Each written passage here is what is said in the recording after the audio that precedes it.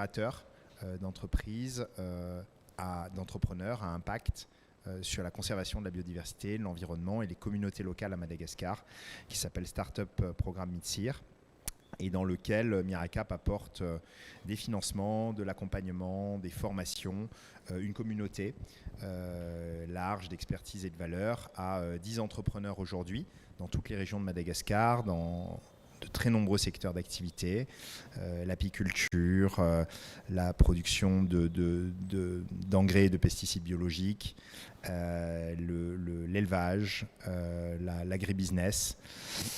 Et dans ce cadre, nous souhaitons tous les mois prendre un temps stratégique sur des thèmes clés de l'entrepreneuriat avec des experts, des praticiens, des entrepreneurs pour qu'ils nous parlent de leur vécu, pour qu'ils nous parlent de leurs expériences et qu'ils éclairent à la fois les entrepreneurs du programme mais également cette communauté large sur le thème qu'ils vont creuser. Et donc aujourd'hui, la communauté est assez large parce que je crois qu'on est au moins 150 en ligne. Donc je suis vraiment ravi d'accueillir Sarah Razzo-Bellisson, qui est la CEO de Veva Agency. Bonjour Sarah. Tine Razzo-El-Soul, qui est la CEO fondatrice de Agile Conseil. Et Michael Radzon, qui est le directeur des ressources humaines de Iron Technologies. Merci à vous d'être avec nous aujourd'hui. Le thème d'aujourd'hui, c'est donc les ressources humaines et plus précisément la culture d'entreprise comme outil pour attirer et pour fidéliser les talents. Alors, on va commencer par Tine. Et finalement, je vais te demander de nous poser le cadre, si tu le veux bien. La culture d'entreprise, c'est quoi? Ça sert à quoi? Ça repose sur quoi? Merci Emmanuel. Bonjour Sarah et Michael et bonjour à tous les auditeurs, tous les internautes qui nous suivent en ce moment. Tout d'abord, pour compléter la présentation, j'aimerais préciser que Tina Razzo-El-Soul aujourd'hui est certes entrepreneur parce que j'ai fondé mon entreprise et en même temps je suis DRH de tête et de cœur. Donc ça c'était une précision qui me paraissait fondamentale et importante. Si on parle de la culture d'entreprise, en fait elle se fonde sur 4 piliers. Tout d'abord, les fondateurs, les dirigeants de l'entreprise en question qui imprègnent ce qu'ils sont, qui emmènent en fait leur conviction dès le départ. Ensuite, l'histoire de l'entreprise. Comment est-ce qu'elle s'est façonnée au fil du temps? Comment est-ce qu'elle s'est développée et tout ce que ça a pu engendrer dans tout ce qui a tracé son développement. Le troisième pilier, c'est les missions, visions et valeurs avec lequel il est essentiel que tout se coordonne, que tout reste cohérent. Et enfin, le quatrième pilier, c'est les traditions, les rites et les codes, les symboles que l'entreprise développe en son sein à travers ses règles, son management, ses process RH, l'organisation du travail. Ce sont les 4 piliers de la culture d'entreprise, à mon sens. Et en quoi est-ce qu'il est important d'être au clair sur la culture de l'entreprise? Il y a une partie, en fait,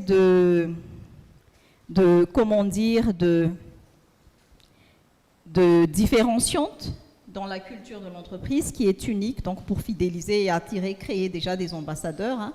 Mais en même temps, cette culture-là, elle se vit au quotidien, au sein de l'entreprise, formalisée dans des référentiels, formalisée dans les pratiques, pratiquée et ancrée et partagée par tous. Et donc, c'est à travers les 5 sens qu'elle est incarnée et où la congruence est essentielle. Voilà, je pense que j'ai brossé un peu le cadre. La congruence, tu peux nous définir la congruence? La congruence, c'est être aligné dans ce qu'on est, dans ce qu'on veut être, dans où on veut aller. Et je pense que chaque entreprise a ça, même si parfois ce n'est pas toujours formalisé.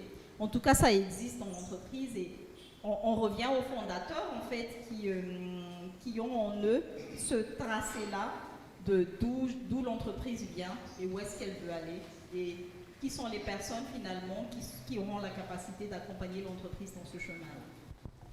Ok, merci beaucoup Tine d'avoir posé le cadre et on va rentrer dans le concret avec Michael qui est donc le DRH d'Iron Technologies, une entreprise très dynamique dont Miracap d'ailleurs est partenaire sur un secteur incroyablement tendu sur les questions des ressources humaines et sur lequel probablement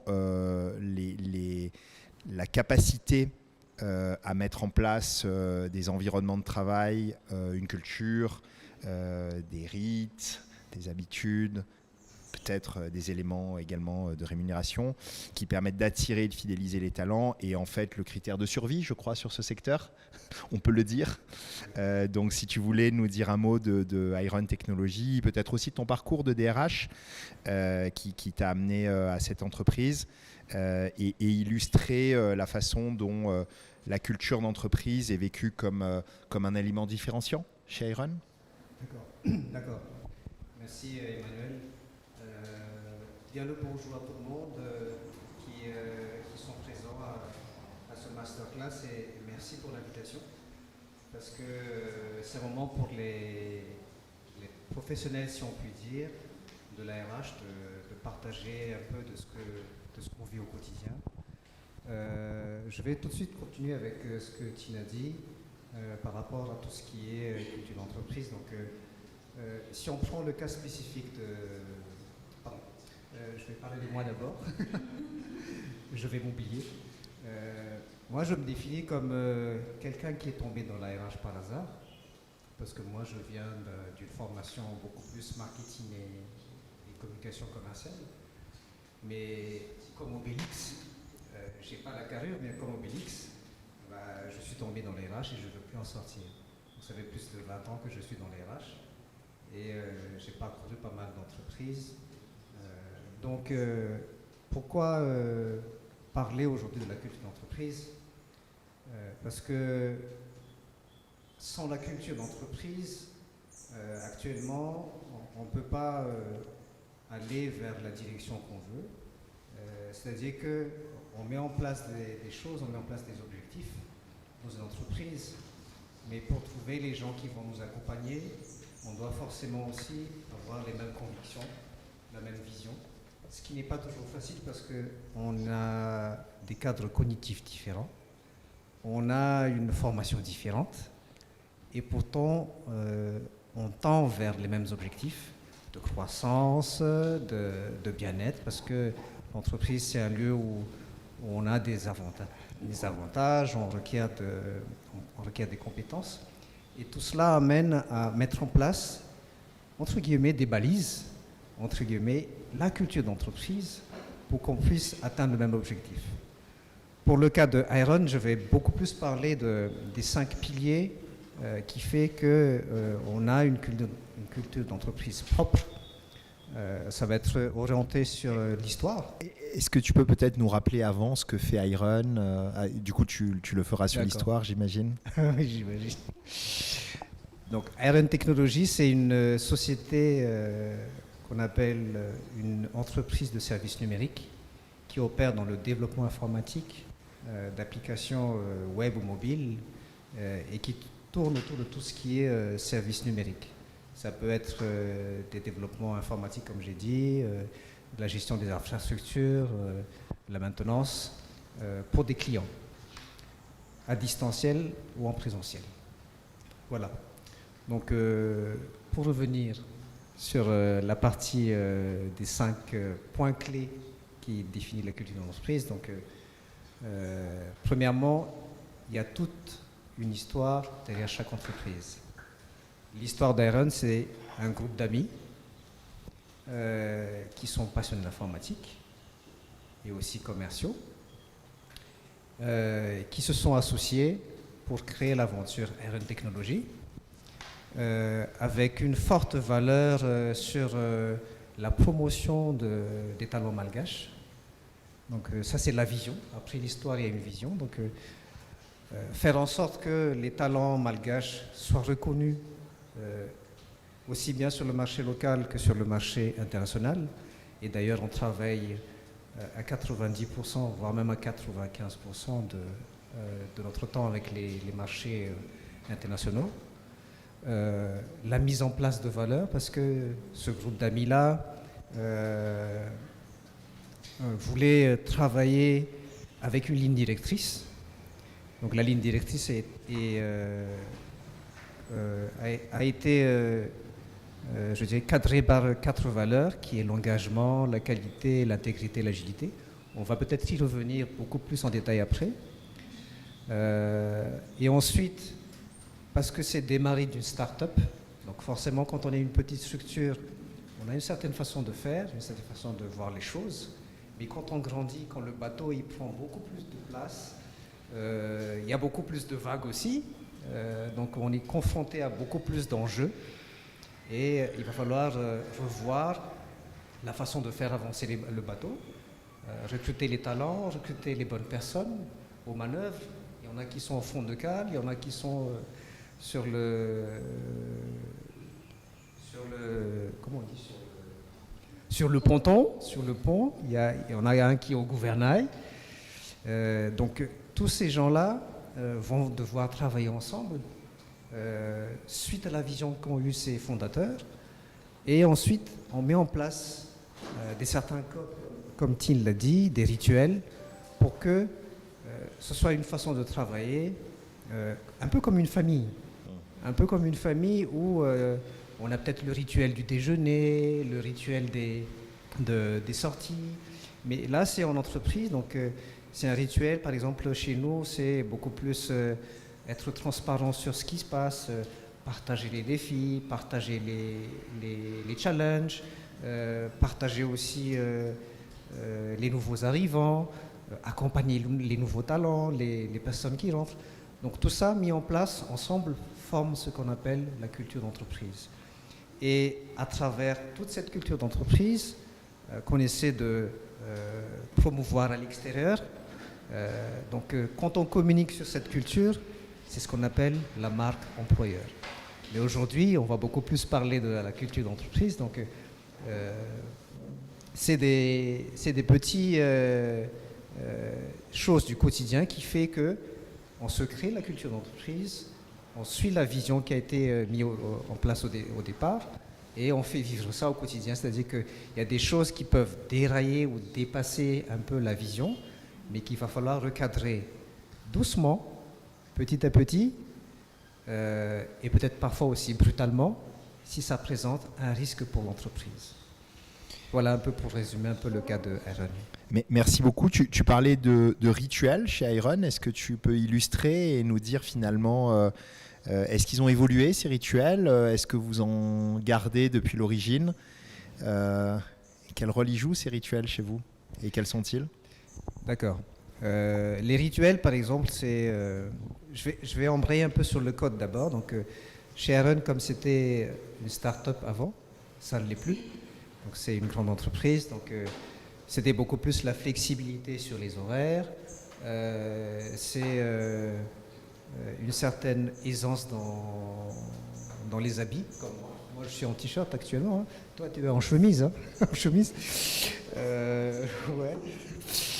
Donc on est pas en permanence en casual Friday, mais en tout cas on essaie de se mettre à l'aise, mais toutefois pour des raisons professionnelles, quand il le faut, on sait s'adapter. Donc c'est cette flexibilité, cette adaptation qu'on prône. Il n'y a aucune barrière, et ça l'est depuis le départ, il n'y a aucune barrière quant au fait d'aller parler avec un manager, avec un directeur ou avec qui que ce soit. Donc il y a une certaine proximité mais non pas promiscuité avec les gens. On a mis en place aussi ce qu'on appelle une charte de vie, c'est-à-dire qu'il faut bien cadrer les choses. ne pas manger sur la table. Je parle en termes pratiques, mais c'est des codes qui deviennent des rites après. Par exemple, l'AG dont j'ai parlé tout à l'heure, c'est le moment privilégié où on communique avec l'ensemble des collaborateurs. Je n'aime pas parler d'effectifs ni du personnel, mais beaucoup plus les collaborateurs parce qu'on est dans le même bateau.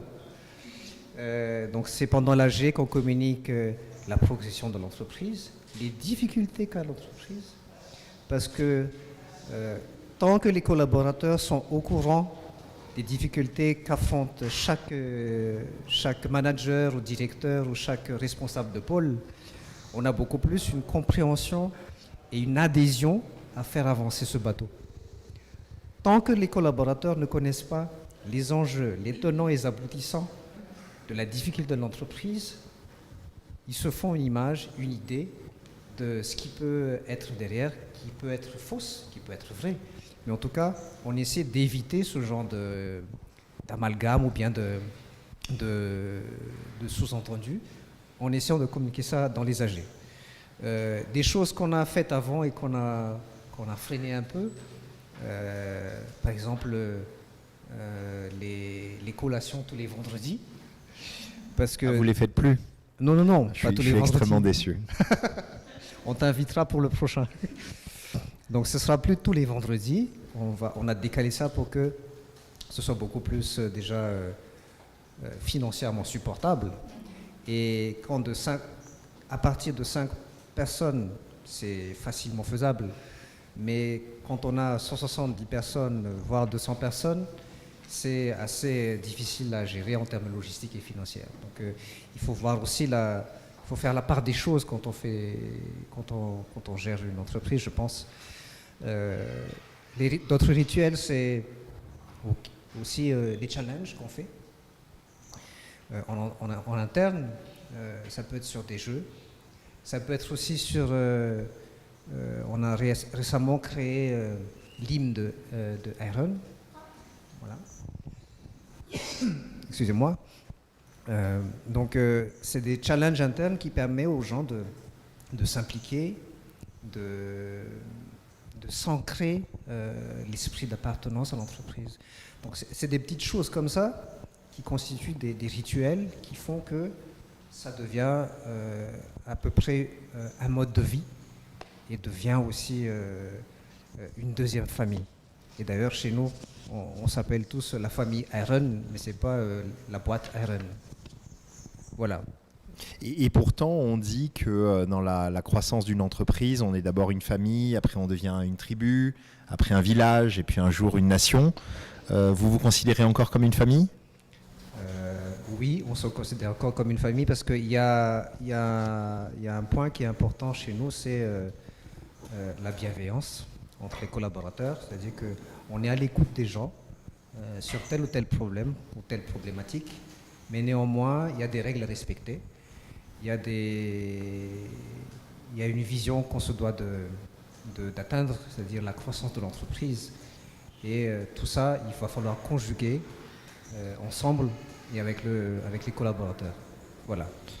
Ok, merci Michael pour cette belle illustration des 5 piliers de la culture d'entreprise. Donc pour y revenir, l'histoire, la vision, les valeurs, les codes et les rituels, merci pour cette illustration. On va essayer d'aller un tout petit peu plus loin. Le thème de la culture est très large, on y reviendra sans doute tout à l'heure. Et Sarah, qui est à la fois entrepreneur et puis praticienne des ressources humaines, et notamment à travers des missions d'accompagnement et de coaching en entreprise. On va faire un focus sur 2 thèmes, je crois, qui te sont chers, et je crois que tu les lis l'un à l'autre. La question de la marque employeur et la question soit de la RSE, soit de l'impact ESG. Personnellement, je préfère l'impact, mais plus classiquement, on l'aborde sous l'angle de la RSE. J'aimerais bien que tu nous expliques comment les deux sont liés, et puis aussi, en fait, pourquoi partout et plus encore à Madagascar, c'est des thèmes, c'est en fait des problématiques absolument clés pour le développement d'une entreprise. Alors, merci Emmanuel. Je suis vraiment ravie d'être ici. Je suis contente de partager ce moment avec Tine et Michael. Bonjour à tous les internautes qui nous écoutent et qui nous rejoignent. Effectivement, donc moi je suis Sarah Razzo-Bellisson, je suis, on va dire, serial entrepreneur.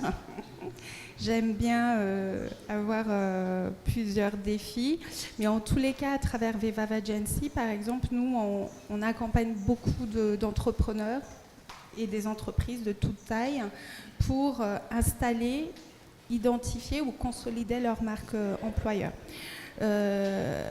Notamment si on fait un focus sur la partie talent. Les talents, aujourd'hui, on a un bassin d'emploi qui commence à se tarir. C'est un tarissement aujourd'hui qu'on ressent de plus en plus. Donc, attirer des nouveaux talents, c'est un vrai défi, notamment sur les réseaux sociaux, par exemple, parce que moi, je suis un peu dans le côté marketing digital. Donc, nous, comment on fait sur la partie opérationnelle, pour nous, il y a deux enjeux, deux axes majeurs sur la marque employeur. Donc déjà pour les talents qui sont en poste, à travers la marque employeur, en fait, on va soutenir l'ancrage et l'ancrage ainsi que le lien d'appartenance à travers la marque, la société, par exemple à travers du storytelling, à travers des portraits. On évoque également les possibilités d'évolution, parce que des fois, il y a des gens qui, au sein même de la société, connaissent une réorientation professionnelle. Par exemple, il était dans la communication et puis tout d'un coup, il devient DRH. Et également, au niveau de l'attractivité de la société, attirer les nouveaux talents, en facilitant, en rendant agréable en fait l'expérience de recrutement, l'expérience d'embauche des deux côtés, c'est-à-dire au niveau des talents et au niveau également de l'équipe RH qui va devoir traiter des milliers de CV par moment. Si le parcours client, je veux dire client interne, il est compliqué, du coup le parcours du talent externe, il devient aussi a fortiori compliqué. Donc nous, on va mettre en place en fait des dispositifs d'accompagnement parce que du coup, ça va. Sinon, on peut carrément louper des talents. Si on a. Tu as des exemples, des illustrations de ces process, de ce parcours collaborateur qui est raté et qui conduit à une mauvaise expérience et donc une perte d'opportunité? Voilà, parce que des fois, en fait, un cas concret, je ne vais pas citer la société, bien évidemment, mais ils ont identifié donc du coup un plan de recrutement sur l'année avec en soutien un plan de communication. Ils ont activé ce qu'on appelle les Facebook Ads. Là, c'est vraiment en fait sponsorisé, donc du coup les publications pour que ça touche le plus grand nombre. Donc ça, c'était réussi, ça a attiré énormément de collaborateurs, mais il y a eu déjà une espèce de goulotte au niveau de l'adresse mail. D'accord, donc ça a compliqué un petit peu déjà l'atterrissage des CV. Et ensuite, comment les traiter, comment les trier, comment prioriser aussi un petit peu les parcours de recrutement. Donc il s'avère qu'il y a eu des talents qui étaient très intéressants en termes de profil, qui ont été contactés que 3 mois, voire 6 mois après. Le temps en fait de nettoyer, de faire le tri, de faire la sélection. Donc un parcours finalement très long. Et le taux de recrutement a été très très faible. Et à force de délai, on a recruté un peu des profils parfois inadaptés. Donc ça a eu des conséquences en fait sur l'impact de qualité client. On a créé des déceptions de toutes parts parce qu'on a fait des promesses et des engagements auprès de nos clients et on n'avait pas forcément les bons profils parce qu'on a fait un petit peu cette expérience. Bon, à la fois c'est une leçon d'apprentissage. Mais à travers ce genre d'expérience, par exemple, moi je recommande entre autres, il y a le site internet vitrine de la société. On va interconnecter tout ça ou interfacer tout ça avec un site spécialiste de recrutement spécialisé en RH. Non seulement l'expérience de navigation du collaborateur, il est facilité, mais il est aussi à la fois fluidifié et il voit une visibilité en fait de l'étendue de tous les postes qui sont à pourvoir. Et ensuite, par exemple, moi j'aime bien le marketing, j'adore raconter l'histoire d'une société. Si j'ai marketing, ils peuvent dire 4 postes à pourvoir. Logistique 2. Comptabilité 4, 5. Et ensuite, le collaborateur, il peut cliquer facilement sur les profils qui correspondent ou là où il souhaiterait intégrer la société. Et au niveau de l'équipe qui traite, ça atterrit en fait avec une identification en amont des sources et des caractéristiques de profil. Donc il y a un traitement qui a été optimisé, facilité, avec des profils adaptés à des postes. Donc c'est un petit peu comme ça qu'on va véhiculer, on va fluidifier et rendre agréable, que ce soit pour les clients internes qui en fait travaillent pour les autres services, communication, marketing, compta ou vente. Et eux aussi, ils sont fluides, c'est agréable pour eux le parcours de recrutement, comme pour les collaborateurs. Et on a réduit en fait de manière optimale le temps de retour. Donc du coup, ça élargit les choix et puis ça promet plus une qualité de production qu'on a promis aux clients qui sont en cohérence avec ses attentes. Donc on n'a pas de déception et on a le bon profil au bon poste. Donc c'est un petit peu comme ça, par exemple, de manière très opérationnelle, comment s'illustre cette marque employeur sur la partie détection et attraction de nouveaux talents, et comment on fidélise aussi quelque part parce que des fois on fait une petite stratégie de starification un peu des personnels les plus, des collaborateurs, des talents les plus fidèles, ceux qui ont eu d'incroyables évolutions, qui partaient de téléconseillère à DRH.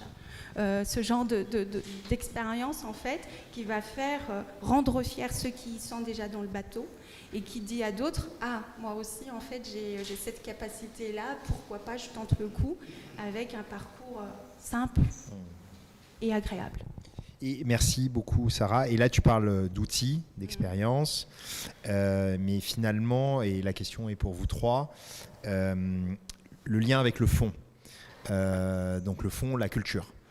Finalement, le lien entre la marque employeur et la culture. Est-ce qu'on peut avoir une bonne marque employeur avec une culture indéfinie ? Est-ce qu'il faut définir sa culture pour construire une marque employeur ? C'est quoi le lien entre les deux ? Parce qu'on a bien compris qu'il fallait une bonne marque employeur, ça c'est clair. On discutait tout à l'heure avec Tine qui nous disait, je ne sais pas si je peux donner le chiffre, mais avoir un certain nombre de CV dans sa base de données.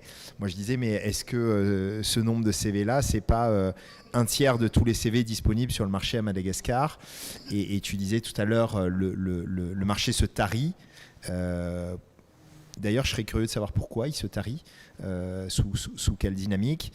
Et sur un marché qui se tarit, la marque employeur, on l'a bien compris, est un outil pour attirer, pour fidéliser. Mais le lien avec la culture, c'est quoi ?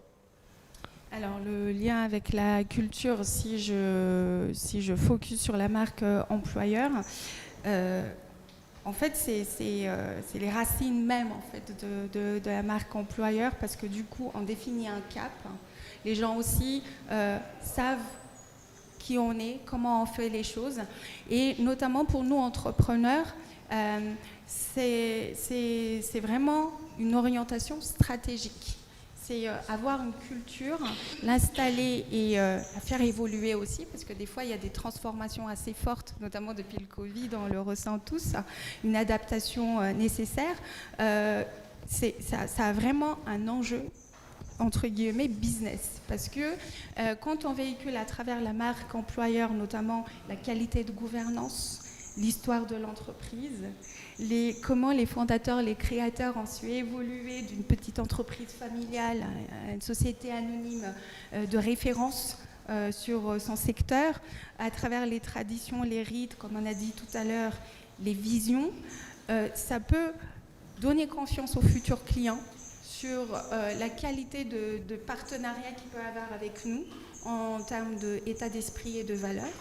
Mais ça peut être également nécessaire pour tout ce qui est partenaire technique, voire d'appui. Ils savent en fait qu'on est une structure fiable et de confiance, avec un ancrage fort, et ils sentent une conscience. On est conscient en fait de qui on est, de l'autre environnement qui nous entoure, on est conscient de notre business et des attentes, et on a une cohérence qu'on illustre à travers cette stratégie de marque employeur, non seulement pour nos talents, futurs talents ou ceux internes, mais aussi dans un enjeu stratégique, notamment l'ESG que tu disais tout à l'heure, pour avoir des impacts dans la croissance de la société. Donc c'est en quoi, pour moi, la culture, c'est vraiment parmi les racines. Donc, si j'ai bien compris, et j'aimerais l'avis de Tine et de Michael, on construit une marque employeur. Il faut construire une marque employeur. On la construit. Donc, il y a des méthodes, il y a des process pour construire une marque employeur. Il y a des do et il y a des don't. Et finalement, cette marque, on la construit sur des racines plus profondes qui sont la culture. Et alors, la culture, on la construit ou elle existe? Ça se passe comment, la culture? C'est une colle que vous me posez là. Merci. Je pense que la culture, elle est là. La culture, elle est là parce que, comme dit, un des piliers, c'est l'histoire, c'est les fondateurs. Et donc, forcément, l'entreprise est née d'une histoire, l'entreprise est née de ses fondateurs. Maintenant, prendre le temps de se poser pour la formaliser, la mettre en forme, pour pouvoir la communiquer en fait et qu'elle soit ressentie vécue et incarnée au travers de toute l'organisation de manière uniforme. Et comme dit tout à l'heure, la traduire en tradition, rite, règles de management, règles et process RH et même méthodologie de travail. Ça se travaille de l'intérieur.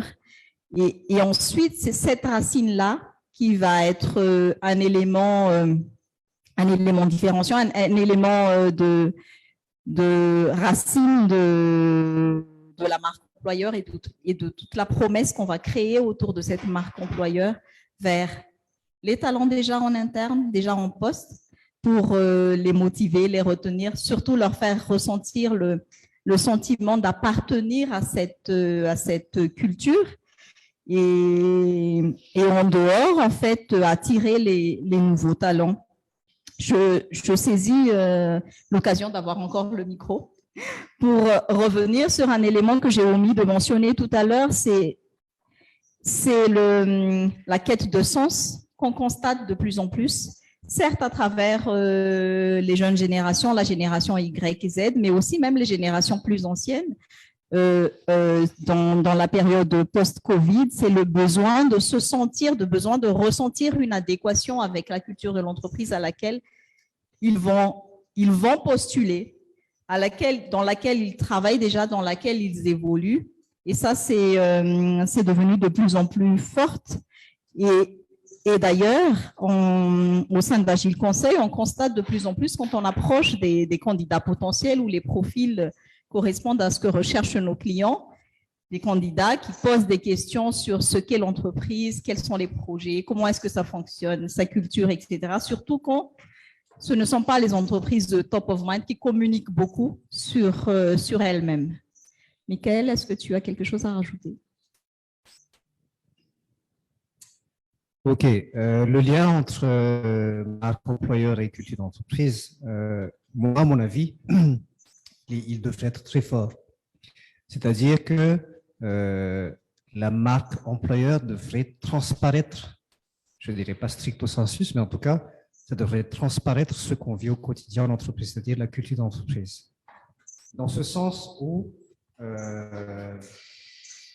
cette marque employeur, c'est votre fer de lance, c'est votre image qui transparaît au dehors à travers la communication et qui ferait aimer, qui ferait adhérer ou pas les talents externes qui souhaiteraient éventuellement rejoindre l'entreprise et bien évidemment les talents internes qui s'y retrouvent et qui vont à travers cette appartenance communiquer de façon naturelle vers l'extérieur sur le fait d'intégrer cette boîte qui est super, qu'on a envie d'intégrer, qu'on a envie de, on a envie de voyager avec dans ce grand bateau.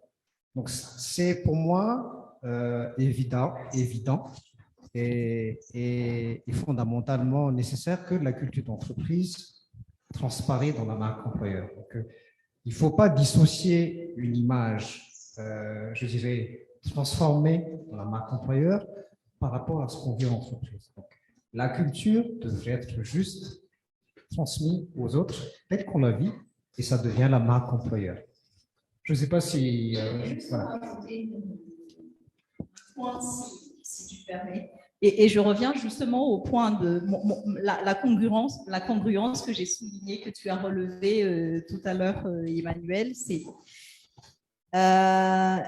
la culture se vit de l'intérieur. La culture est ressentie au niveau de l'entreprise.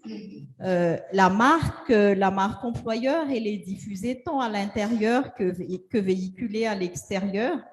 Et c'est ce qui est vécu à l'intérieur qui est partagé à l'extérieur. Sans ça, en fait, les ressources en interne vont accuser une dissonance et ne seront plus les ambassadeurs de la marque. Voilà. Et ça, ce sera même préjudiciable à la marque si jamais c'est ce qui se produit. Merci.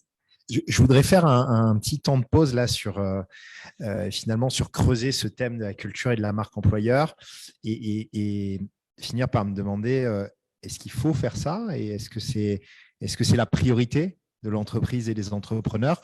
L'entrepreneur qui démarre sa boîte, il commence par se poser la question de qu'est-ce qu'il va produire, qu'est-ce qu'il va vendre, combien il va le vendre, combien il va gagner à la fin de l'année, combien il va payer les gens. Il ne se pose pas tout de suite la question de la culture. Est-ce que ça vient petit à petit ? Est-ce qu'il faut que ça vienne ? Est-ce que c'est naturel ? Est-ce que c'est construit ? Et finalement, est-ce qu'il y a des tensions entre la recherche de performance, on va dire, opérationnelle, financière, et la culture et cette marque employeur ? Parce que là, on se dit, voilà, on a presque l'impression qu'il faudrait faire que ça. Que l'entrepreneur, il devrait passer son temps à définir sa mission, sa vision, ses valeurs, à créer des rythmes. Mais en fait, l'entrepreneur, il doit s'assurer que son entreprise, elle produit, qu'elle vend des bons services, que les gens sont performants.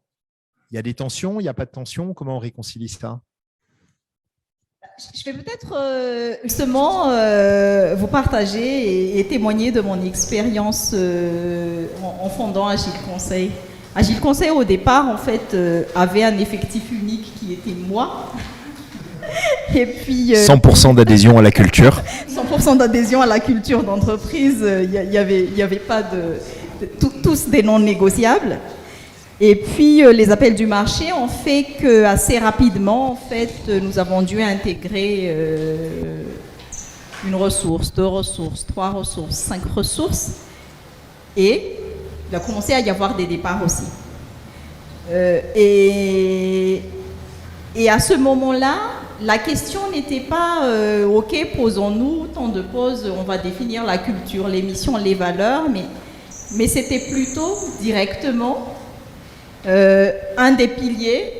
Quels sont les rites et rituels que nous, associés, on veut mettre en place parce que c'est comme ça qu'on pense que ça fonctionne, c'est comme ça que nous imaginons le cabinet, c'est comme ça qu'on s'imagine une manière de travailler ensemble dans un cabinet conseil qui ne va jamais compter 20, 50, 100 personnes justement. Et ces rites et rituels-là se sont progressivement installés, bien ancrés, et je pense que c'était à la 3e ou à la 4e année où on a fait une grosse séance avec les équipes et on a fait appel à un consultant externe et aidez-nous à réfléchir. Parce que c'était là aussi où on s'était dit, oui, ok, maintenant on doit commencer à communiquer de manière plus forte, plus construite, plus pérenne. Et parce que, moi en tout cas, je voyais bien que les jeunes qui étaient avec nous avaient besoin de ça. Il y avait un besoin de soi. Si c'était moi, 100% adhérente, adhésion complète, acquise et totale, il n'y aurait pas de souci. Mais les jeunes qui sont avec nous ont besoin de ça, ont besoin de se retrouver, ont besoin de points de repère. Et même comme nous avons à cœur de développer vraiment les futures générations de RH de ce pays, nous accueillons en permanence des stagiaires. Et ce sont les stagiaires aussi qui ont besoin de se retrouver, qui ont besoin de ça dès leur premier jour au cabinet. Et c'était là le travail. Également partage d'expérience en tant qu'entrepreneur, comment tout ça s'est vécu. Parce qu'en fait, moi, à la fois, j'ai une casquette d'accompagnatrice, comme tu l'as dit lors de ma présentation. Donc, alors des fois, je travaille avec des DRH, des fois, je travaille avec la direction. Tout ça simplement parce qu'on a besoin, en fait, parce que des fois, il y a un décalage entre la vision top management et au niveau des actions réelles. Et surtout, des fois, il s'installe des interprétations. Et à partir du moment où nos collaborateurs interprètent, en fait, c'est ça un petit peu le danger, parce que ce décalage, justement, pour illustrer, je suis le capitaine du bateau, je fais Cap Nord-Nord-Ouest, les équipes ont interprété ça vers le sud. Alors là, on n'y arrive pas du tout à bon port. Donc, pour moi, à travers mes accompagnements, par exemple, c'est la phase d'alignement. La phase d'alignement est nécessaire parce que, et notamment c'est là où il y a, les cadres intermédiaires deviennent vraiment une force pour l'entreprise parce qu'il y a le niveau opérationnel au travers de nos ambassadeurs, de nos équipes, et ceux qui mènent la direction et qui donnent le cap. Donc eux, ils vont justement traduire ça, et dès qu'il y a un décalage d'interprétation, c'est là où on perd la culture. Soit la culture prend le dessus sur la réalité économique. C'est aussi des cas, notamment que j'ai vécu personnellement. Très bon élève, j'ai fait mon business plan, mes valeurs, mes missions, mes trucs. Et en fait, la culture a été interprétée comme étant une idéologie. Donc c'est l'idéologie ensuite qui s'est éloignée de la réalité économique. Et donc, du coup, forcément, les objectifs n'étaient pas atteints. La culture en soi a été plus ou moins comprise, mais ça a été très mal illustré. Et donc, du coup, ça a été presque une religion, une idéologie. Et là, ça a créé toute une fausseté et qui a impacté les résultats économiques et financiers de la société. Donc ça peut être assez dangereux en fait, effectivement, et c'est là où il faut aligner bien les choses et s'aligner avec les collaborateurs sur justement cet ancrage fort, parce qu'il y a le fond et ensuite la forme dans la manière ça va se traduire, ça peut effectivement créer un énorme décalage. Michael, oui. Du coup, j'introduis, mais chez Iron, vous êtes... moi, la première fois que je suis allé chez Iron en 2019, il y avait 12 ou 13 personnes. Aujourd'hui, vous êtes 170. Il y a un DRH, mais il y a aussi un DAF. Il y a aussi une directrice commerciale. Tous ces gens-là ont des objectifs. Comment, toi, tu arrives à faire porter ta voix de garant de la culture, parfois aussi j'imagine du bien-être au travail, en face de cadres qui doivent faire leurs objectifs commerciaux, d'un DAF qui doit vérifier la rentabilité de la boîte, d'un patron qui veut faire 70% de croissance par an. Comment on fait porter sa voix ? Tout d'abord, je rejoins complètement ce que Tine et Sarah ont dit. Sur le fait qu'il ne faudrait pas que la culture soit juste une idéologie et qu'elle soit en déphasage par rapport à l'objectif initial de la boîte. L'objectif initial de toute boîte, je pense que c'est la rentabilité, la croissance, et emmener aussi les collaborateurs pas profiter, mais en tout cas à retirer les bienfaits de cette croissance-là. Pour le cas de Iron, effectivement, à l'époque, n'avait pas cette structure bien spécifique où on a le DAF, le DOP, le TCM et même le DRH. Donc, le RH doit être garant, et c'est ce que j'avais dit dans ma petite présentation sur les réseaux. C'est en fait le pilier, le business partner de l'entreprise. Je m'exprime dans le sens où l'ARH peut porter des casquettes entre guillemets, de garde-fou, peut porter la casquette aussi de bien regarder s'il y a rentabilité. On en discutait précédemment. Le RH n'est pas là pour faire tout le temps du recrutement. Il est là aussi pour faire avancer les compétences. Il est là pour aider aussi la production à trouver le bon management, entre guillemets. C'est pas qu'ils ne savent pas faire du management, mais le RH, la direction RH, sert d'appui et de support aux autres directions pour qu'on puisse garder le cap. Et le cap vers lequel on tend tous, c'est vers la croissance de l'entreprise. Qu'on ait une croissance désirée à 30%, 70%, 80%, le mindset devrait être le même, c'est-à-dire être dans nos coûts et en même temps faire en sorte que, et ce n'est pas évident, et faire en sorte que les collaborateurs aussi puissent trouver goût à cette croissance-là, à ce travail ensemble. Donc c'est des petites choses à mettre en place, c'est des garde-fous, c'est des balises. Comme je l'avais dit précédemment, c'est une charte vivant ensemble, des process, des procédures, le recadrage des charges s'il y a vraiment un dépassement par rapport aux charges. C'est des discussions qu'on doit se donner et qu'on doit s'obliger à faire dans une entreprise pour qu'on puisse se mettre devant le fait accompli, que là, ça ne marche pas, on doit recadrer le tir. Là, ça marche, on doit garder ça. Ça peut constituer une culture après, parce que c'est quelque chose qui a marché peut-être depuis 2019, donc on peut ancrer ça comme une culture, ou quelque chose qui ne marchera pas parce qu'on a essayé par tous les moyens, ça n'a jamais marché. Donc on rectifie le tir, et ça devient par la suite le mode de fonctionnement et aussi la culture, par extrapolation. Merci. J'ai une question dont je vous ai demandé avant l'autorisation de savoir si je pouvais l'aborder ou pas. Et j'en profite pour dire que les gens qui nous regardent et qui nous écoutent peuvent évidemment poser des questions. On est à Madagascar.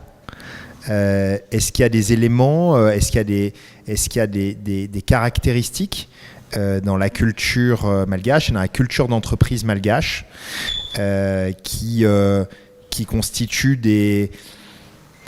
qui peuvent constituer des leviers ou au contraire des faiblesses dans la culture de certaines entreprises. Alors c'est un peu tarte à la crème comme question, mais on était tous d'accord sur le fait qu'il y en avait, je crois.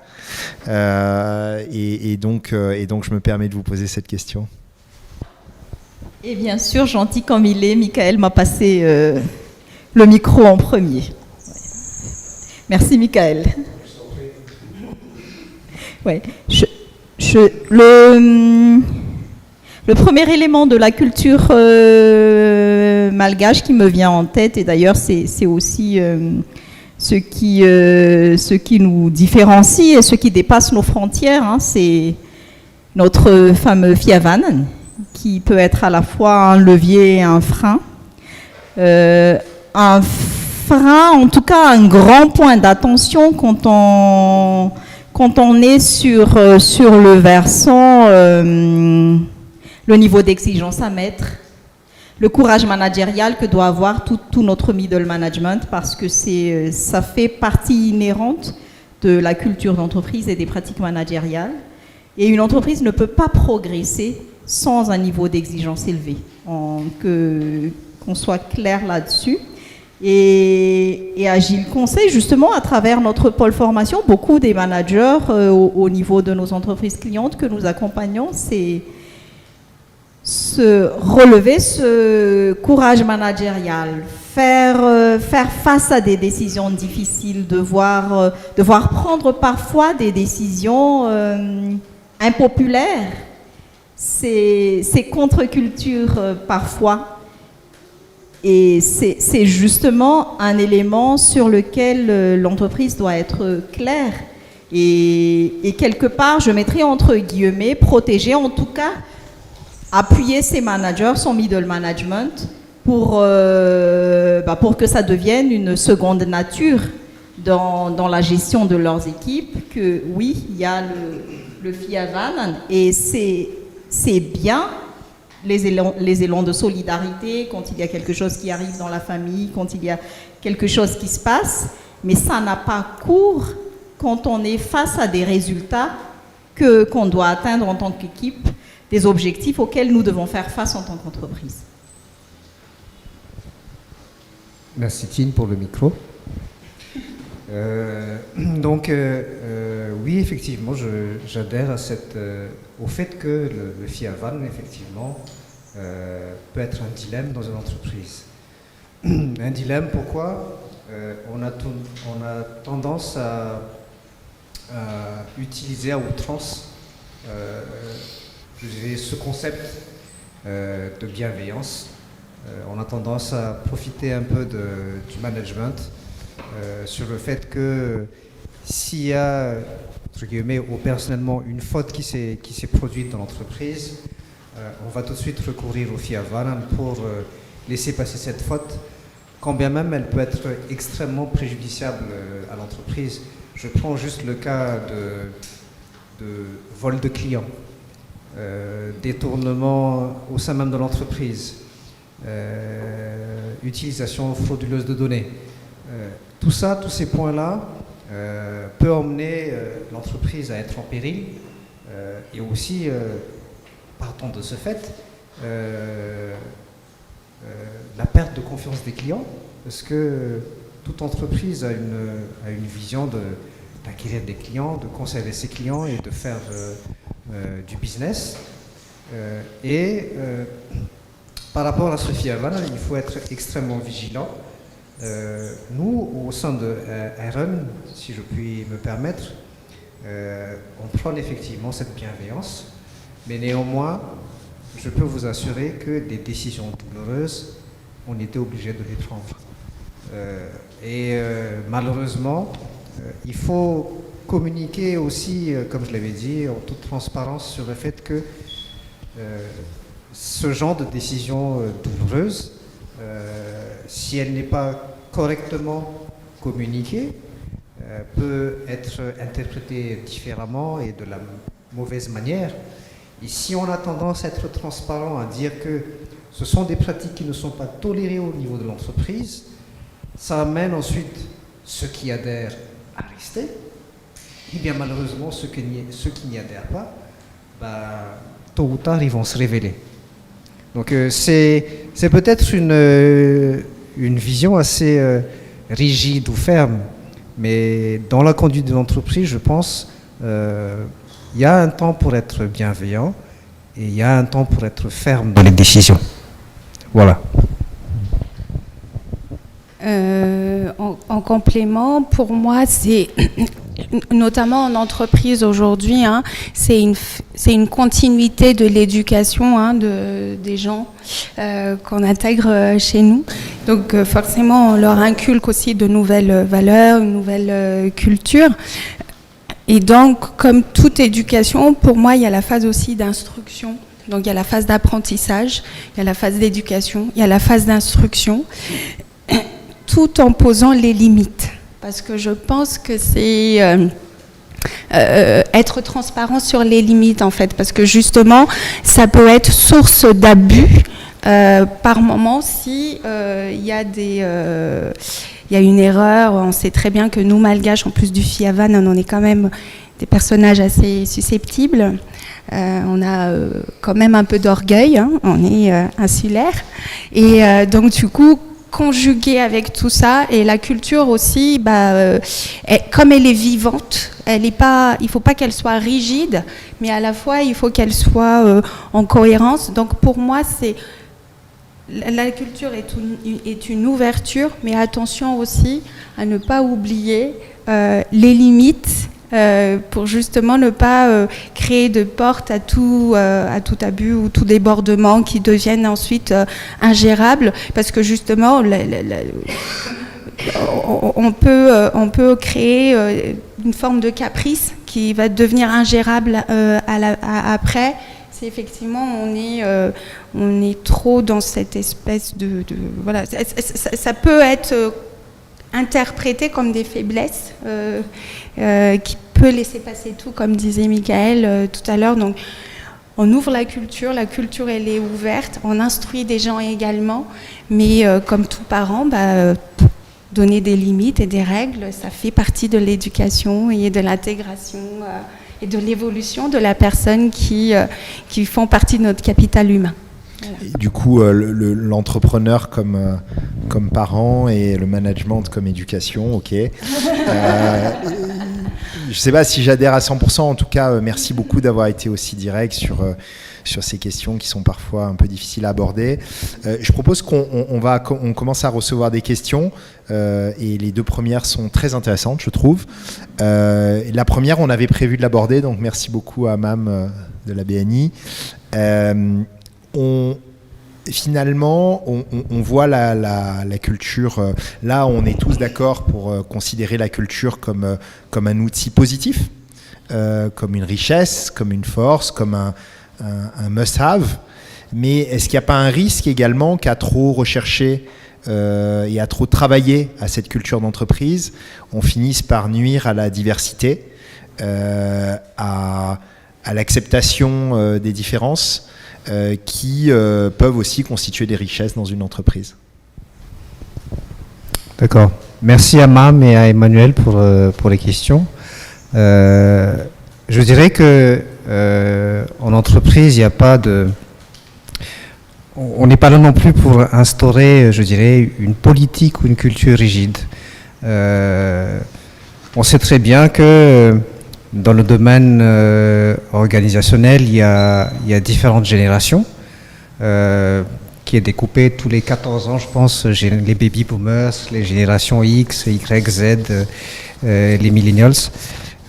Donc, à chacune de ces générations, il y a une certaine façon de réagir par rapport à certaines problématiques.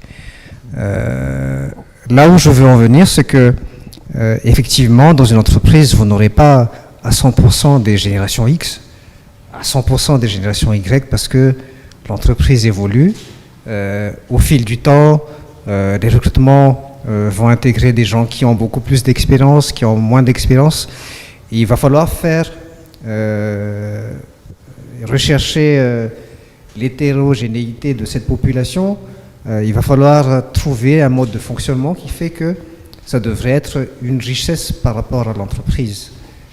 Néanmoins, en tout cas de par mon expérience, je dirais qu'il y a un seuil ou bien une limite à ne pas dépasser par rapport à toute entreprise. Je reviens toujours à l'idée de départ. Il y a une vision, il y a l'histoire de l'entreprise. À partir du moment où ça met en péril une entreprise, et je prends le cas par exemple, de la banque par exemple. Dans une banque, si je puis m'exprimer, Mam, tu me corrigeras, même par question, un peu par question-réponse après.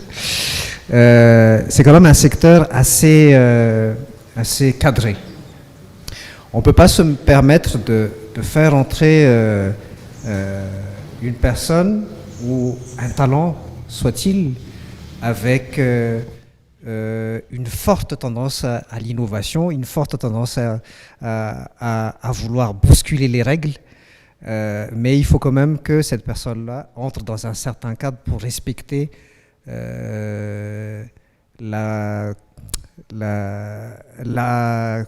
la fiabilité, mais pour respecter un peu le fonctionnement de la banque.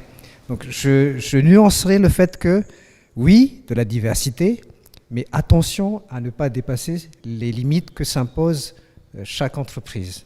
Voilà. Donc le banquier avec la cravate Mickey, ça marche pas? Tine, un avis sur le risque de perdre la richesse de la diversité à travers ce travail sur la culture? Je dirais que nous avons bien vu que la culture a plusieurs composantes, et effectivement dans la culture d'entreprise, chaque entreprise, je pense, il est important que chaque entreprise soit claire dans ses non négociables et ce qui serait, pour reprendre les termes d'Emmanuel tout à l'heure, les nice to have, et néanmoins éléments de la culture. Et ces non négociables sont forcément retranscrits dans les critères de choix, critères de sélection finale, en tout cas des nouvelles recrues. Et bien entendu, cette partie-là va peut-être limiter la diversité. Néanmoins, je ne pense pas, parce que un frein à la diversité, ce serait un frein si les individus sont clonés. Les individus ne seront jamais clonables. Et chaque personne, en fait, intègre l'entreprise avec sa propre histoire aussi. Et c'est là parfois qu'il y a un choc, et où définir les non négociables est important. Quand on voit qu'avec son histoire, ses propres valeurs, son identité personnelle, une ressource risque de ne pas être culture fit par rapport aux non négociables de l'entreprise. Bien entendu, ce n'est pas bien entendu, mais moi personnellement, je dirais, l'entreprise prend des risques à intégrer la personne. Ça peut marcher à un moment, mais ça atteindra des limites à un certain moment. De là à dire que la diversité sera complètement freinée, il y a quand même une grosse marge où je dirais la diversité reste présente, et où il est effectivement important aussi que finalement, au niveau de la direction des ressources humaines, on reste attentif à cette diversité-là. Merci. On l'a compris, on est face à deux DRH extrêmement bienveillants, mais qui aiment les règles. Et Sarah, peut-être, si tu veux réagir sur ce point, mais on a une deuxième question qui me semble intéressante de Nambine. Et en fait, quand on perd, alors il utilise l'expression d'un collaborateur las, et il y a beaucoup de choses qui peuvent finir par lasser un collaborateur. Il peut s'épuiser au travail, il peut ne pas atteindre ses objectifs et au contraire se replier sur lui-même. Alors le terme, c'est comment on réinculque la culture ou les valeurs ou tout simplement la motivation. Un collaborateur là, est-ce que tout simplement on peut le faire? Est-ce qu'on doit le faire? Est-ce que tu veux réagir sur ce point? Oui, alors là je vais réagir sous ma casquette un peu d'accompagnatrice, de consultante et de coach. Effectivement, ça peut arriver que les collaborateurs baissent un peu les bras. À un moment donné, on atteint une vitesse aussi de croisière, donc du coup, on est moins dans le challenge, on va dire. Notamment une société qui grandit, voilà, ça y est, on sait qui on est, la valeur, etc. Donc ça peut créer ce comportement, cette réaction. Moi, dans mes missions, justement, c'est là où on va travailler le capital de l'humain. C'est-à-dire qu'on va approfondir un peu les potentiels, on va vraiment accompagner, parce qu'il y en a en fait qui, tout d'un coup, je travaille d'ailleurs avec des DRH là-dessus, il y a quelque chose qui se passe, on sent une espèce de baisse de tension, baisse d'énergie, on sent que c'est moins comme avant, qu'on a moins la niaque, etc. Nos collaborateurs, ils sont avec nous, avec aussi une vie personnelle et professionnelle. Moi, je pense que c'est essentiel justement de les laisser s'exprimer sur l'origine de cette lassitude. Moi, justement, je rejoins les rites un peu et les rituels. la capacité d'exprimer, je l'ai fait pas plus tard que ce matin avec une de mes collaboratrices que je sentais depuis quelques semaines pas bien. Et du coup, moi, je prends vraiment du temps en fait à coacher mes collaborateurs aussi, parce qu'avant, oui, effectivement, ils sont des acteurs dans la production, dans la croissance et développement de notre entreprise, mais à la fois, ils sont des humains. Et en tant qu'humains, ils ont des émotions, ils ont un état d'esprit, ils ont aussi un corps qu'ils communiquent. Donc, la posture, on sait tout de suite comment ils s'assoient, comment ils voient. Et on voit dans le langage corporel qu'il y a quelque chose qui nous tilte. Et donc, du coup, on va aller les approcher. Et donc, moi, je travaille justement ce sujet dans le fond, parce qu'il l'exprime à travers une forme de lassitude, mais il y a un sujet de fond, en fait, qui est à la source de tout ça. Donc, des fois, c'est au niveau du travail même, des fois, ça peut être au niveau d'une envie aussi d'évoluer, qui est limitée, et peut-être c'est une réorientation de carrière. Des fois aussi, c'est des vrais sujets que le collaborateur peut soulever, par exemple, sur le type de management qu'il reçoit. Est-ce qu'il est en situation de subir quelque chose, parfois même un sentiment d'injustice. Donc, et une fois qu'on traite ça, moi, en tout cas, je le constate, ça redémarre après. Parce que c'est comme une espèce de vidange et on se renouvelle, on se réinvente derrière, parce que oui, on travaille avec des humains, ils ont aussi des moments de faiblesse, mais des fois, ils sont confrontés aussi à une réalité que, voilà. Et c'est là la bienveillance, justement, et là, parce que si on est dans la bienveillance, on va pouvoir interpréter tous ces petits codes, langage, corporel, attitude, taux d'absentéisme, et voilà, il faut le traiter, le sujet dans le fond. Donc le fond, pour moi, c'est l'humain. Et quand l'humain va bien, il va revenir et la performance sera plus au rendez-vous par le temps, avec un cheminement, quoi. Voilà. Merci. Alors la question est comment réinculquer une culture d'entreprise aux collaborateurs LAS. Moi, j'aurais tendance à dire, certes, la culture d'entreprise est importante, mais la culture d'entreprise n'est pas le remède à tout non plus.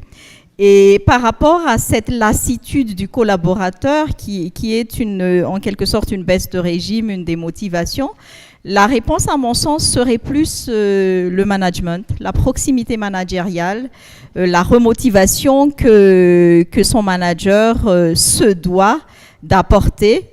Si ça se réveille, il n'est pas dit non plus que ça puisse se réveiller encore, hein. Mais en tout cas, pour moi, une chose est sûre, ce n'est pas une affaire de culture d'entreprise. Merci. Je vais répondre à la question précédente. Je crois que je l'ai vu sur le fait que est-ce qu'on peut scroller un peu vers le haut, s'il vous plaît? En fait, le sujet, on y va sur le sujet du management, il était très intéressant. Finalement, la question, c'est comment à la fois aligner les managers autour d'une valeur forte de l'entreprise et en même temps miser sur les managers pour s'assurer de l'effectivité de ces valeurs. Et là, on touche au sujet du management, sur lequel je propose qu'on s'asseye un peu, parce qu'il est... non, la culture n'est pas l'alpha et l'oméga de la gestion d'une entreprise. La culture, tout le monde en est dépositaire. Le management, il faut des managers. Comment on fait avec les managers, Michael? Je vais peut-être parler entre guillemets, d'un best practice chez nous. D'ailleurs, c'est ce que j'avais dit au départ, c'est aussi un rite. La porte, entre guillemets, c'est-à-dire le PDG, le DG, le DRH sont des personnes tout à fait accessibles. Donc, on s'est fixé des créneaux de façon opérationnelle à recevoir les gens, qui qu'ils soient, de quelle direction qu'ils soient, de quel niveau qu'ils soient, à recueillir les remarques, les axes d'amélioration qu'ils souhaiteraient apporter à l'entreprise. Bien évidemment, vous avez des gens qui arrivent pour parler d'autres personnes. On ne va pas aller dans le fait que, comme on dit au malgache, l'acier, il ne vibre pas tout seul. Donc, il y a sûrement quelqu'un qui le fait vibrer quelque part. Mais à partir du moment où on a ce genre de remontée, en tout cas chez nous, on prend la peine de revenir vers le manager concerné, d'en discuter et de trouver le plus rapidement la source du problème et de corriger. Tout ça pour bien montrer et pour bien faire adhérer aux collaborateurs qu'on est ici tous pour faire avancer un bateau et que tout le monde a son axe d'amélioration. C'est-à-dire que même dans la façon de manager les collaborateurs, on avait parlé d'un manager qui est orienté résultat. Se doit aussi ce manager de voir la partie, je dirais, managériale, la partie RH de sa fonction. Parce que tout manager a une fonction autant RH, autant financière et autant commerciale de sa fonction. Donc, il se peut que le fait d'être orienté résultat l'amène malheureusement à négliger ou bien à oublier certains aspects de son poste. Et ce retour, ce feedback que nous on a, parce qu'on ne peut pas non plus faire du 360 degrés à longueur d'année. Donc ce retour-là, on en discute, on en reçoit de par la boîte à idées, on en reçoit de par les entretiens qu'on a, on en reçoit lors des évaluations. Ça nous permet de rectifier petit à petit le tir et de trouver comment on doit réagir par rapport à telle demande d'axe d'amélioration. Voilà un peu comment nous on fait. Jusqu'ici, ça marche. Ça a l'air. Et si on descend un peu d'un cran, merci Mickaël, parce qu'on a beaucoup d'entrepreneurs en ligne et je pense qu'il y en a pas mal qui aimeraient bien avoir des outils pour aligner leurs managers, pour les impliquer, pour les faire progresser. Et c'est quoi les principaux outils finalement, comment on fait pour monter une équipe de management dans une entreprise et l'aligner autour d'une vision et de valeurs? C'est quoi les outils principaux? On peut parler de CODIR, on peut parler de, je sais pas, les évaluations. Est-ce qu'il y a des choses qui marchent bien, selon vous, dans la pratique pour que la culture et la performance soient saisies par les managers autour de valeurs, notamment la bienveillance, par exemple? Ouais, je pense que au sein de l'entreprise, il est essentiel d'avoir de définir avec le CODIR au moins les principaux managers, les instances de gouvernance à pratiquer, à mettre en place et à faire vivre au sein de l'entreprise et surtout leurs utilités à chaque instance. On peut partir du CODIR en passant par les points individuels au niveau de chaque manager et son C1-1, mais donc de manière individuelle, chaque manager avec l'ensemble de son équipe. Et à quoi est-ce que tout ça contribue et quels sont les comment dire, les outcomes à attendre de tout ça. Ça, c'est essentiel.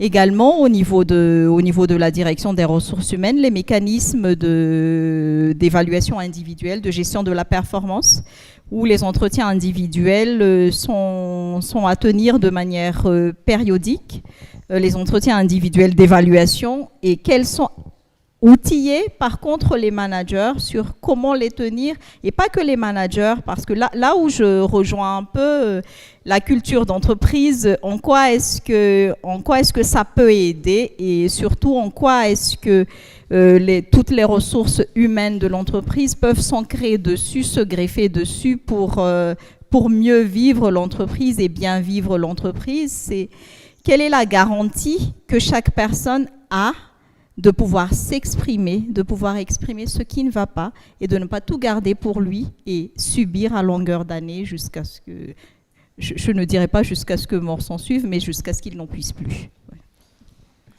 Ok, il nous reste un quart d'heure et 10 minutes et je vois que les questions s'emballent, merci beaucoup.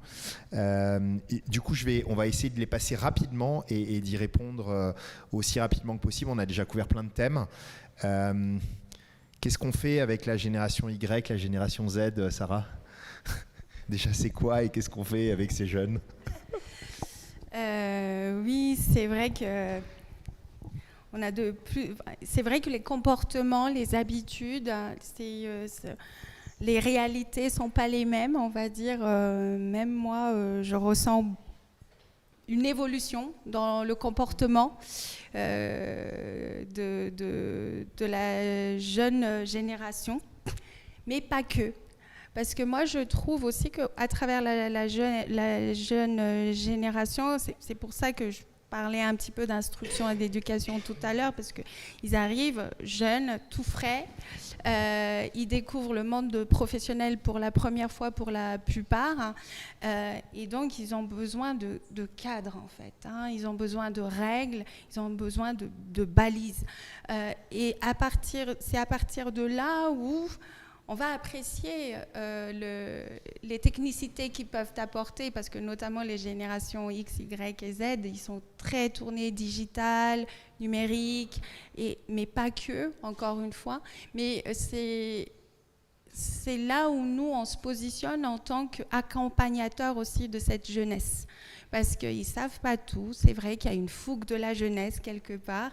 Et du coup, apprécier ce qu'ils peuvent donner, mais ne pas oublier les règles et les bases, parce que des fois, moi j'ai eu de très très bonnes expériences où les gens intègrent qui on est, la culture de l'entreprise, et évoluent avec nous en étant tout jeunes, tout frais, et puis à un moment donné, ils deviennent même un repère pour les autres et un ambassadeur ou une ambassadrice en fait de cette culture. Donc moi je vais pas trop caricaturer, parce que du coup ça dépend aussi des orientations de spécialisation qu'ils ont fait. Peut-être qu'on peut rencontrer des cas tels qu'illustrés tout à l'heure dans certains domaines, mais pas tout. Et n'empêche pas, c'est pas une finalité. Il reste des jeunes qui ont beaucoup de choses à apprendre. Et si on les accompagne bien, tant en termes de productivité et de qualité humaine, je pense qu'on peut y arriver. Donc je pense pas qu'il faut trop englober tout le monde, toute la génération dans une seule et même case. Merci Sarah. Comment introduire la culture d'entreprise aux nouveaux collaborateurs qui ont du mal à s'intégrer, qui émettent de la résistance? Et je fais le lien avec celui qui est en bas. Que conseillerez-vous à une personne qui a du mal à s'intégrer, qui change d'entreprise trop souvent et donc qui reste junior? Moi, j'aurais tendance à dire que justement la culture d'entreprise, il est essentiel que ce soit tous les managers, les collaborateurs qui la vivent, qui la transmettent, qui l'inculquent, qui la développent, qui la maintiennent, qui l'entretiennent entre eux et la transmettent aussi aux nouveaux venus, aux nouvelles recrues. Maintenant, s'il y a de la résistance, le point de départ, je pense, est aussi de tâcher de comprendre la résistance. D'où vient la résistance? Qu'est-ce qui fait la résistance? Peut-être qu'il y a de la matière à prendre dans cette résistance-là et une amélioration, des axes d'amélioration pour l'entreprise également. Et sinon, pour le junior, qui reste junior parce qu'il change tout le temps d'entreprise, c'est peut-être lui déjà se poser la question pourquoi il change tout le temps d'entreprise. Qu'est-ce qui ne va pas? Qu'est-ce qui ne va pas avec lui? Qu'est-ce qui ne va pas avec les entreprises? Et qu'est-ce qu'il peut changer? Qu'est-ce qu'il pourrait rechercher pour que ça aille mieux la prochaine fois? Et dans le monde de l'hôtellerie, je crois que c'est le slogan, ça a été pendant un moment le slogan de Hilton. On dit « Criticism is a gift ». Est-ce qu'en entreprise, c'est le cas ou pas? A gift, je ne dirais pas un gift total, mais beaucoup plus, si ça a tendance à chercher, c'est ce qu'on dit en français, une critique constructive, oui. Mais si c'est juste criticism, juste en net comme ça, j'aurais tendance à dire que vaudrait mieux regarder aussi qu'est-ce que ça peut apporter, mais non pas tout simplement critiquer. Donc c'est beaucoup plus l'aspect constructif de la critique qu'il va falloir considérer. Je rejoins aussi la question en amont sur le jeune qui change, qui switch tout le temps d'entreprise dans d'entreprise. Qui du coup doit être plus aussi jeune maintenant. Ouais, du coup. Peut-être pour l'entreprise déjà, matière à réfléchir. Est-ce que cette personne a été accompagnée comme il faut lors de l'onboarding? Est-ce que ça n'a pas été négligé? Et aussi, pour cette personne, surtout si c'est la génération Z, si je ne m'abuse pas, ils ont besoin, semblerait-il, de sens. Donc il faut chercher, est-ce que ça a du sens pour lui de travailler dans l'entreprise? Est-ce que c'est quelque chose pour lui qui l'amène à réaliser ce qu'il cherche intrinsèquement en lui? Donc se poser effectivement, comme l'a dit Tine, la bonne question, qu'est-ce qu'il cherche exactement? À partir du moment où il sait où est-ce qu'il veut, et tout ça, ça rejoint toujours la vision, à partir du moment où une personne sait où est-ce qu'elle veut venir, où est-ce qu'elle veut aller, on a beaucoup plus de facilité à agencer les choses pour qu'on y arrive à cet objectif.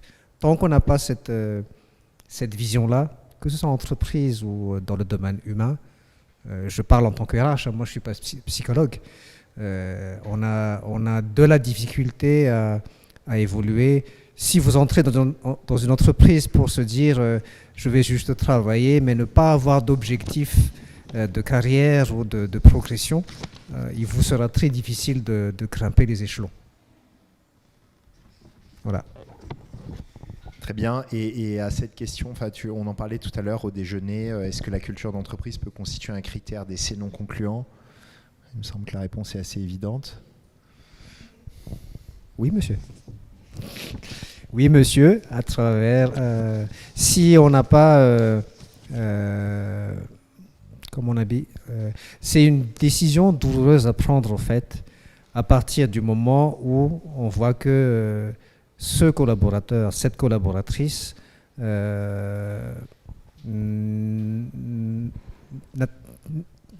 qu'elle n'atteint pas un seuil, mais en tout cas risque de ne pas autant s'épanouir que d'apporter quelque chose à l'entreprise. Voilà. Ok, merci beaucoup. Alors on a encore une question. Je pense que c'est la dernière qu'on va prendre. Donc j'appelle aux volontaires et puis après je vous poserai à chacun une dernière question. Ouh là là, je ne suis pas sûr de comprendre la question. Moi non plus.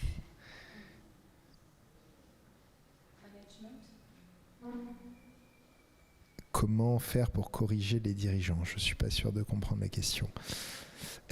En fait, ce que je voudrais, en guise de préliminaire à une conclusion, comme je disais tout à l'heure, on a des entrepreneurs, on a des gens qui nous écoutent depuis 1h30 et on voudrait qu'ils sortent avec des outils, des do's, des don'ts.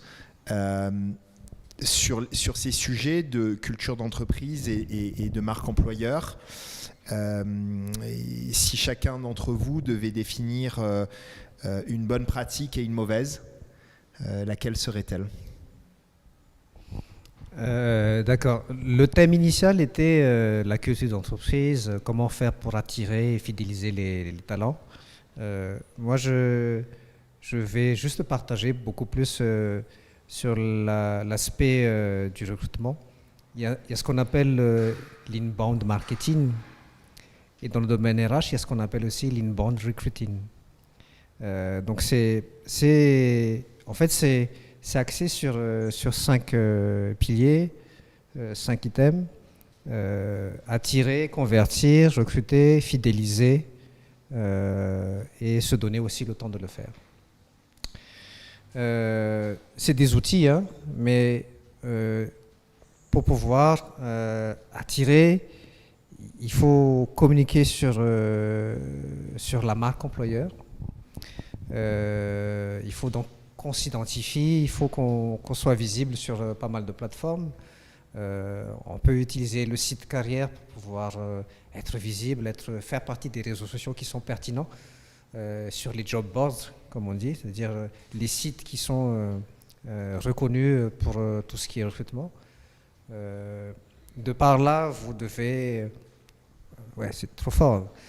Il serait mieux de convertir les curieux en candidats, c'est-à-dire qu'ils vont sur votre site, mais s'ils y voient des challenges ou bien s'ils y voient des offres qui sont beaucoup plus pertinents, ils vont vouloir rentrer chez vous. Il faut communiquer sur votre culture d'entreprise. Chaque entreprise a sa spécificité, je pense, ses valeurs. Donc, il faut aussi communiquer là-dessus, se distinguer de la concurrence. C'est peut-être de la théorie, mais on a tous, comme entreprise, quelque chose qui nous différencie. Nous, principalement, c'est le 100% Malagasy, par exemple. Pour d'autres, c'est les prix sont moins chers chez nous, par exemple. Fidéliser les talents qui vont entrer, fidéliser les talents qui sont déjà dedans. Faire une reconnaissance de tout ce qui est talent en interne, c'est-à-dire, par exemple, les anciens, ils peuvent très bien participer à la transmission de compétences. Je me souviens, une expérience à l'époque, c'était comment retenir les personnes ressources, les talents, qui étaient en passe d'être proches de la retraite. Donc ce qu'on avait fait à l'époque, c'était leur donner la casquette de formateur et leur permettre par la suite de continuer à former, même en tant que consultant, et de faire perdurer. Et ça crée un esprit d'appartenance et ça devient vos ambassadeurs par la force des choses. C'est des petites choses comme ça qu'il faut considérer. Et il y a aussi forcément les gens qui vont partir. Soignez, s'il vous plaît, vos exit interviews. Écoutez les personnes qui vont partir. Ils ont sûrement des choses à dire, des critiques constructives. Je dis bien constructives, mais écoutez-les. Parce qu'il y a des choses, il y a des fonds qu'il ne faut pas négliger par rapport aux gens qui partent. Merci beaucoup, Michael. Et ce n'est pas un conseil, c'est une introduction à un manuel de gestion des ressources humaines.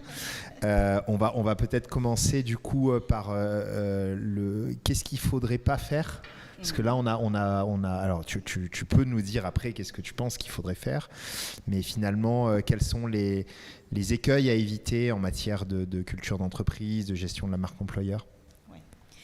Les écueils à éviter, le premier qui me vient en tête, c'est vouloir à tout prix se créer une belle image qui serait en dissonance avec la réalité en interne.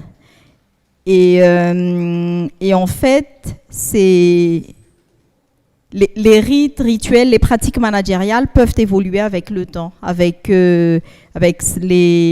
l'environnement, avec ce qui se passe sur le plan économique, ce que vit l'entreprise, ce que traverse l'entreprise. Il y a un fondamental qui ne changera jamais et qui vous rend unique, qui rend unique chacune des entreprises, c'est l'histoire. Et donc, vraiment, soigner la connaissance de l'histoire au travers des générations qui rentrent et qui sortent de l'entreprise pour faire de chacune de ces personnes-là des ambassadeurs de la marque employeur, parce que ce sont des ambassadeurs en puissance, aujourd'hui, demain, après-demain, dans plusieurs années, encore et toujours. Et vraiment, je reste sur l'authenticité. Restez authentique, soyez vous-même et ne cherchez pas à être quelqu'un d'autre. Tous les autres sont déjà pris, donc soyez vous-même. Très bien, merci. Sarah, on va du coup te laisser le mot de la fin sur les écueils à éviter et peut-être les bons conseils. Oui, alors je reprends ce que j'ai dit. La culture d'entreprise, effectivement, elle est vivante, elle évolue, elle n'est pas figée comme on a dit tout à l'heure. Elle doit être cohérente surtout, cohérente avec l'identité de l'entrepreneur, l'environnement dans lequel il évolue. Ça peut être le pays, ça peut être la ville, ça peut être les gens, les profils dont il a besoin pour faire fonctionner, faire évoluer sa propre entreprise. Donc moi je dis, la culture c'est bien, ne la transformez pas en idéologie.